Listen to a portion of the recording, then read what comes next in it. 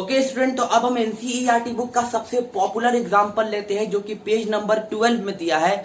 Question क्या है, MnO2 plus HCl react करता है तो 3 प्रोडक्ट बनाता है। अब देखना है कि ये दोनों रिएक्टेंट में से कौन ऑक्सीडाइज कर रहा है, कौन रिड्यूस करके कौन सा प्रोडक्ट बना रहा है। तो चलिए अब हम लोग शुरू करते हैं। इतना तो होता है कि ऑक्सीडेशन और रिडक्शन रिएक्टेंट का होता है और वो ऑक्सीडाइज और रिड्यूस करके प्रोडक्ट में कन्वर्ट करता है। ओके, तो अब देखिए यहाँ पर MnO2 है, तो जैसा कि हमें रूल्स में बताया गया है कि ऑक्सीजन का किसी भी कंपाउंड के अंदर ऑक्सीडेशन नंबर कितना होगा, -2 होगा। क्लियर है। Mn का तो ऑक्सीडेशन नंबर हमको नहीं पता, रूल्स में तो कहीं पे नहीं दिखा था। तो उस सिचुएशन में Mn का ऑक्सीडेशन नंबर क्या मान लेंगे, X मान लेंगे। हाइड्रोजन यहाँ पे क्लोरीन के साथ जुड़ा हुआ है, तो चूंकि ये हाइड्राइड नहीं है तो हाइड्रोजन का कंबाइंड स्टेट में ऑक्सीडेशन नंबर कितना होता है, +1। तो यहाँ पे हाइड्रोजन का ऑक्सीडेशन नंबर +1। क्लोरीन का ऑक्सीडेशन नंबर कंबाइंड स्टेट में कितना होता है, -1। तो यहाँ पे लिख देंगे -1। क्लियर हो गया। फिर यहाँ पे प्रोडक्ट में देख लो, क्लोरीन का ऑक्सीडेशन नंबर कंबाइंड स्टेट में -1, Mn का नहीं पता, X मान लेंगे। वाटर है, वाटर में हाइड्रोजन का कंबाइंड स्टेट में +1, ऑक्सीजन का कितना, -2। ये क्लोरीन यहाँ पर फ्री स्टेट में, और फ्री स्टेट मतलब किसी के साथ कंबाइन नहीं किया हुआ है, और फ्री स्टेट में एलिमेंट के ऑक्सीडेशन नंबर 0 होते हैं। तो क्लोरीन का यहाँ पर ऑक्सीडेशन नंबर कितना होगा, 0 होगा। क्लियर है। तो अब हमको सिर्फ Mn का ऑक्सीडेशन नंबर निकालना है जो कि मैंने X माना है। तो चलिए सबसे पहले MnO2 में हम लोग Mn का ऑक्सीडेशन नंबर निकालते हैं। तो ऑक्सीजन का -2, Mn का X मान लिए। किसी भी कंपाउंड के ऑक्सीडेशन नंबर का सम कितना होता है, 0 होता है। चलिए शुरू करते, क्या लिखेंगे, X प्लस कितना ऑक्सीजन है, 2 ऑक्सीजन है तो यहाँ पे 2 लिखेंगे, और एक ऑक्सीजन का ऑक्सीडेशन नंबर कितना है, -2। ठीक है, मतलब इनटू बराबर क्या हो जाएगा, 0। क्या हो जाएगा, x -4 इज इक्वल टू 0। तो x इक्वल टू क्या हो जाएगा, +4 हो जाएगा। ये LHS से RHS में जाएगा तो +4। इसका मतलब MnO2 में Mn का ऑक्सीडेशन नंबर कितना निकल के आया, +4 निकल के आया। किसी को कोई कंफ्यूजन। अब MnCl2 में हम लोग देख लेते हैं MnCl2 का क्या मामला है। तो अब अगर MnCl2 में अगर हम लोग चेक करेंगे तो अब यहाँ देखो MnCl2 में क्लोरीन का ऑक्सीडेशन नंबर कितना है, -1। Mn का कितना मान लिया, X। तो अब इसको कैलकुलेट करने के लिए क्या करेंगे, यहाँ पे लिखेंगे X प्लस कितना क्लोरीन है, 2 क्लोरीन है, क्या लिखेंगे 2। एक क्लोरीन का ऑक्सीडेशन नंबर कितना, -1। अब कंपाउंड में ऑक्सीडेशन नंबर का सम कितना होता है, 0 होता है। तो ये बराबर क्या हो जाएगा, 0। तो अब इसको क्या लिखना है, अब लिखना है x -2 बराबर 0। ये -2 LHS से RHS में जाएगा तो पॉजिटिव होगा, तो x बराबर क्या हो जाएगा, +2। इसका मतलब MnCl2 में जो Mn है इसका ऑक्सीडेशन नंबर क्या निकल के आया, +2। तो चलिए अब हम लोग इस न्यूमेरिकल को सॉल्व करते हैं। तो अब देखो MnO2 से जब MnCl2 बना तो Mn का ऑक्सीडेशन नंबर +4 से घट के +2 हो गया, और डिक्रीज इन ऑक्सीडेशन नंबर क्या कहलाता है, रिडक्शन कहलाता है। इसका मतलब MnO2 क्या किया, रिड्यूस किया किस में, MnCl2 में। तो यहाँ पे लिखेंगे क्या, रिडक्शन। क्लियर हो गया। सिमिलरली अब देखते हैं यहाँ पे HCl से अगर हम वाटर की तरफ देखते हैं तो वाटर में भी हाइड्रोजन का ऑक्सीडेशन नंबर +1, HCl में भी +1। तो ना तो ऑक्सीडेशन नंबर बढ़ा ना ही ऑक्सीडेशन नंबर घटा। इसका मतलब वाटर का यहाँ पर कुछ नहीं हो रहा है। इसका मतलब वाटर यहाँ पर बाई प्रोडक्ट है। अच्छे ऐसे देख लो, रिएक्टेंट में ऑक्सीजन का ऑक्सीडेशन नंबर -2, प्रोडक्ट में भी यहाँ पर ऑक्सीडेशन का ऑक्सीडेशन नंबर -2। तो मतलब वाटर में हाइड्रोजन और ऑक्सीजन दोनों का ऑक्सीडेशन नंबर ना तो घट रहा है ना ही बढ़ रहा है। इसका मतलब यहाँ पर जो वाटर बना है वो बाई प्रोडक्ट है। क्लियर है। अब आते हैं किस पर, क्लोरीन पर आते हैं। तो देखो HCl में क्लोरीन का ऑक्सीडेशन नंबर -1, लेकिन प्रोडक्ट में क्लोरीन का ऑक्सीडेशन नंबर 0। तो -1 से 0 मतलब बढ़ गया ना। तो जब HCl से जब Cl2 बना तो ऑक्सीडेशन नंबर बढ़ गया, और इंक्रीज इन ऑक्सीडेशन नंबर क्या कहलाता है, ऑक्सीडेशन। इसका मतलब इसका ऑक्सीडेशन हुआ। तो याद रखना है MnO2 से जब MnCl2 बना तो रिडक्शन, और HCl से जब Cl2 बना तो ऑक्सीडेशन, और वाटर का यहाँ पर कुछ नहीं हो रहा है, वो एज ए बाई प्रोडक्ट है। तो इस इक्वेशन को हम लोग ऑक्सीडेशन नंबर कंसेप्ट से आसानी से बना सकते हैं। तो ये एनसीईआरटी बुक का बहुत ही इंपॉर्टेंट क्वेश्चन था, जो कि आपको बुक में तो दिया हुआ है एज ए इक्वेशन के तौर पे, और कई बार एग्जामिनेशंस में इससे न्यूमेरिकल्स आते हैं। ठीक है, आप इस वीडियो को पॉज करके इसको नोट कीजिए। ओके स्टूडेंट, चलिए तो अब एक नया क्वेश्चन हम लोग बनाते हैं। ये मुझसे ऑनर्स के एग्जामिनेशन में मेरे टीचर ने मुझसे पूछा था, तो चलिए अब इसको हम लोग सॉल्व करते हैं। क्वेश्चन यहाँ पर क्या है, oxidation number of Mn। Mn का मतलब क्या होता है, मैंगनीज, जो कि एक मेटल है डी ब्लॉक का, एटॉमिक नंबर 25 इन KMnO4, मतलब ये पोटाशियम पर मैग्नेट में Mn का ऑक्सीडेशन नंबर क्या होगा। तो देखिए बनाना बहुत आसान है।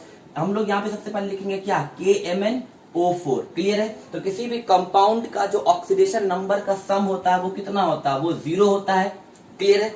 किसी भी कंपाउंड के अंदर ऑक्सीजन का ऑक्सीडेशन नंबर कितना, -2। अब यहाँ पे पोटाशियम है, पोटाशियम एक अल्कली मेटल है, पीरियोडिक टेबल में ग्रुप 1 में आता है, एटॉमिक नंबर 19 है, तो इसका ऑक्सीडेशन नंबर +1 होगा कंबाइंड स्टेट में।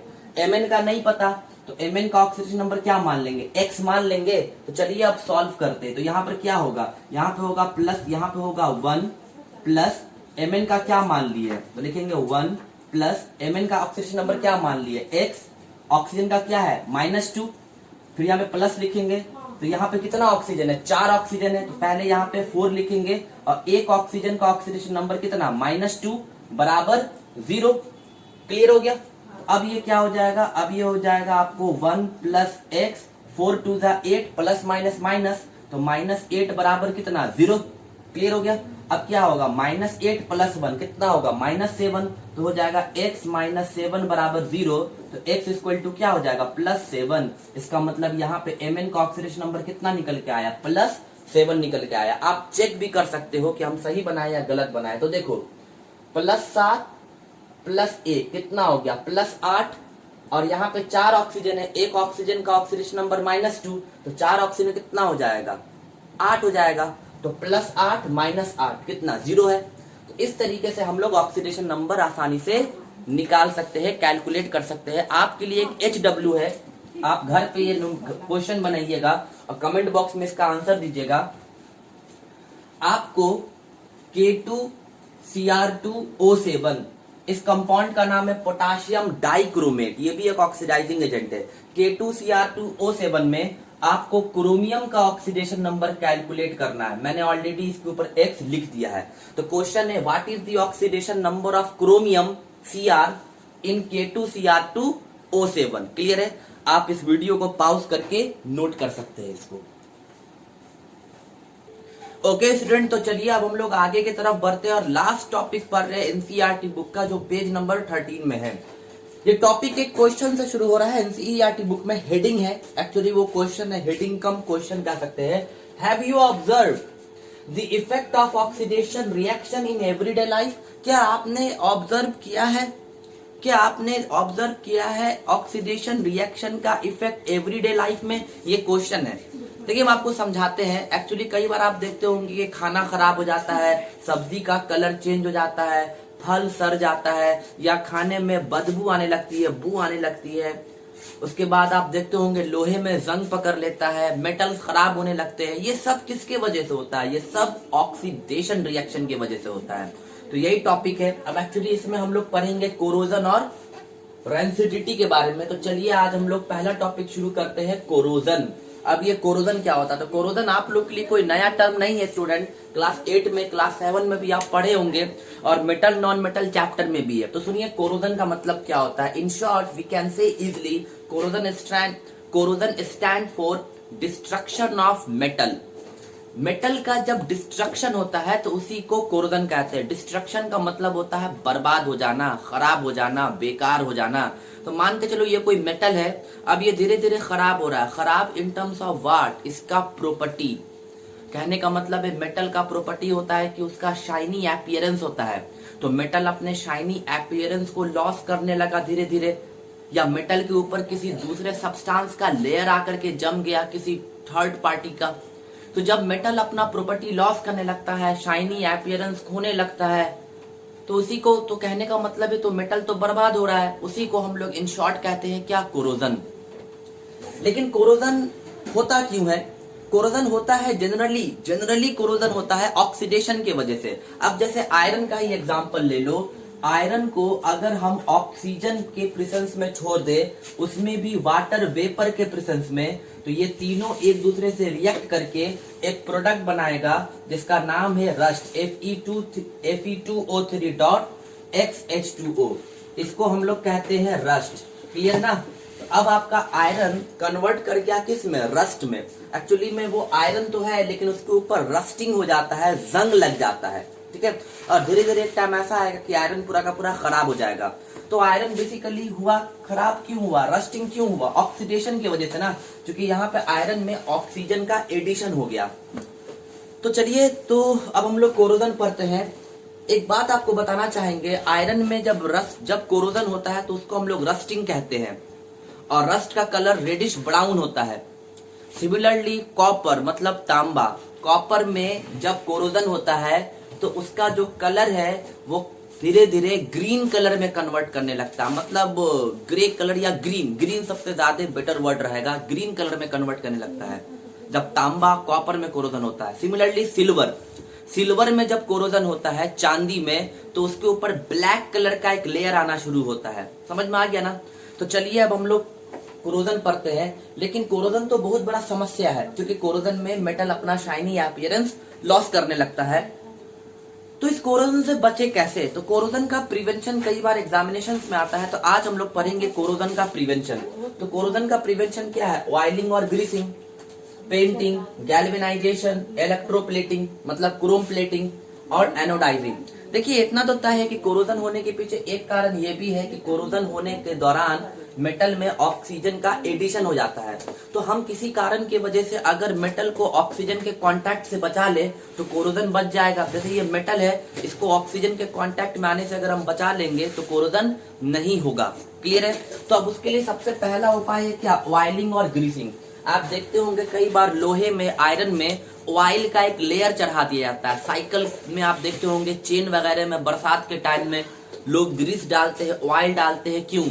क्योंकि ऑयल और ग्रीस डाल देने की वजह से ऑयल का जब लेयर मेटल के ऊपर चढ़ जाता है ना, तो वो ऑयल और ग्रीस का लेयर ऑक्सीजन को मेटल के कांटेक्ट से आने से रोक लेता है, और इस तरीके से ऑयलिंग और ग्रीसिंग मेटल को ऑक्सीजन के कांटेक्ट में नहीं आने देता है, जिसकी वजह से ऑक्सीडेशन नहीं होता है, तो कोरोजन नहीं होता है। तो ऑयलिंग और ग्रीसिंग काफी चीप प्रोसेस है, सस्ता तरीका है, लेकिन कोरोजन से बचाने के लिए एक अच्छा तरीका है। पेंटिंग, कई बार हम लोग मेटल को पेंट करते हैं। क्यों? क्योंकि पेंट कर देने के बाद जब पेंट का लेयर मेटल के ऊपर चढ़ जाता है तो एक तो मेटल देखने में अच्छा लगने लगता है, और दूसरा बात कि वो पेंट का लेयर मेटल को ऑक्सीजन के कांटेक्ट से बचा लेता है। तो पेंटिंग भी एक तरीका हो गया कोरोजन से बचाने का। थर्ड है गैल्वेनाइजेशन। गैल्वेनाइजेशन का मतलब होता है जिंक का लेयर चढ़ा देना। गैल्वेनाइजेशन का मतलब क्या होता है? जिंक का लेयर चढ़ा देना किसी भी मेटल के ऊपर।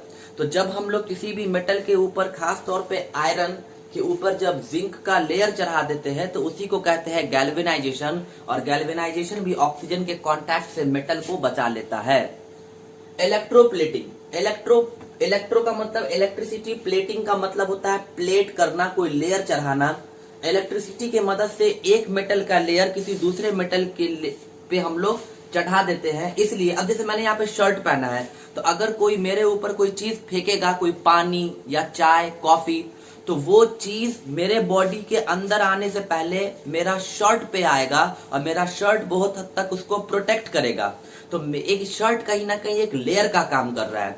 तो इलेक्ट्रोप्लेटिंग में किसी दूसरे मेटल का लेयर किसी तीसरे मेटल के ऊपर चढ़ा दिया जाता है इलेक्ट्रिक करंट के मदद से, जिससे मेटल में ऑक्सीजन का कांटेक्ट नहीं हो पाता है और कोरोजन नहीं होता है। जैसे आप इलेक्ट्रोप्लेटिंग में बेस्ट एग्जांपल ले सकते हैं क्रोम प्लेटिंग का, जिसमें क्रोमियम का लेयर हम लोग चढ़ाते हैं मेटल के ऊपर। मेटल, उससे जो मटेरियल होता है काफी शाइनिंग अपीयरेंस शो करने लगता है। जैसे कार का जो बॉडी होता है उसको इलेक्ट्रोप्लेटिंग से बनाया जाता है, ताकि बहुत दिन तक उसमें कोरोजन ना हो।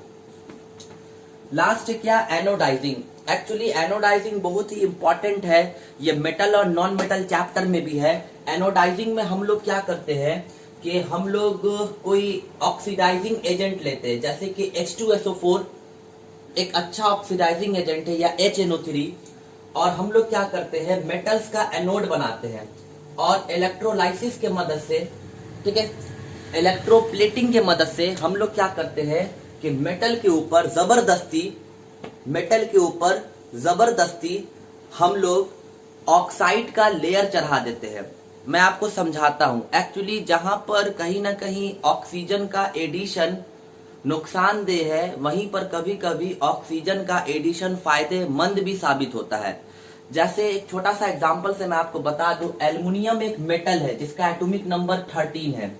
एल्युमिनियम एक ऐसा मेटल है जिसके ऊपर अगर ऑक्सीजन का लेयर चढ़ जाता है तो वही ऑक्सीजन का लेयर एल्युमिनियम को फर्दर कोरोजन से बचा लेगा। एक बार फिर सुनिए, एल्युमिनियम एक ऐसा मेटल है जिसके ऊपर अगर ऑक्सीजन का लेयर चढ़ जाता है तो वही ऑक्सीजन का लेयर एल्युमिनियम को फर्दर कोरोजन से बचा लेता है। तो एल्युमिनियम जैसे मेटल में ना एनोडाइजिंग के मदद से हम लोग जानबूझ करके ऑक्सीजन का लेयर चढ़ा लेते हैं। ये जो नगर निगम वाला जो वायर होता है इलेक्ट्रिसिटी वाला, ये कॉपर का या आयरन का नहीं बनाया जाता है, क्योंकि उसमें ना कोरोजन हो सकता है। ये एल्युमिनियम का रहता है। जानते हैं क्यों? ताकि वो एटमॉस्फेरिक ऑक्सीजन से सोलो रिएक्ट करके, जैसे ये अगर एल्युमिनियम रॉड है या एल्युमिनियम वायर है तो इसमें एटमॉस्फेरिक ऑक्सीजन से सोलो रिएक्शन करके इसके ऊपर धीरे धीरे ऑक्साइड का एक लेयर चढ़ जाता है। अब ये ऑक्साइड का लेयर फर्दर इस एल्युमिनियम मेटल को कोरोजन से क्या कर लेता है, बचा लेता है। तो आप ये बोल सकते हैं कि जहां पर एडिशन ऑफ ऑक्सीजन का ढेर सारा ड्रॉबैक भी है तो वहां पर एक फायदा भी है। एनोडाइजिंग में हम लोग कुछ मेटल में जानबूझ करके ऑक्साइड का लेयर चढ़ाते हैं ताकि वही ऑक्साइड का लेयर फर्दर मेटल को कोरोजन से बचा लेता है। तो ये कुछ तरीका था जिससे हम लोग कोरोजन से बचाते हैं मेटल्स को। आप इस वीडियो को पॉज करके इसको नोट कर सकते हैं।